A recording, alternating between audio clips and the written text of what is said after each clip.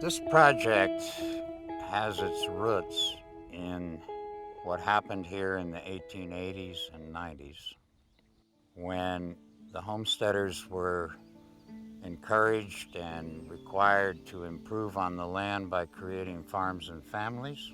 Part of that work was to level the irregular landscape, remove the trees, and transfer the creeks over to the sides of the valley for more rapid and straightforward water transport. The early settlers, as Johnny was talking about, came through and they tamed those landscapes. They pushed the river to the side to make room for other activities.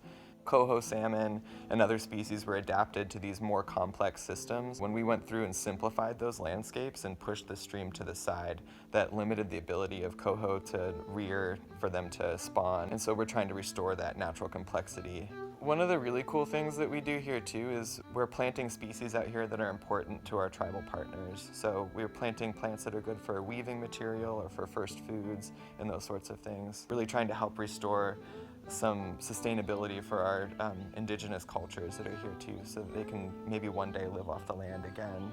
So the work that's being done in this project is pretty heavy-handed.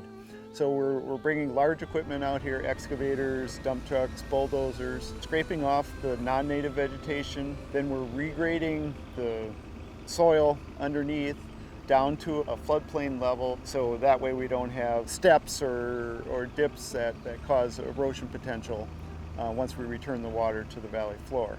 There's a huge fish and organism relocation effort that has to go on prior to filling that channel, and we work to get as many of the organisms out as possible. To date, we've collected over 100,000 different organisms and relocated them to different sections of the stream.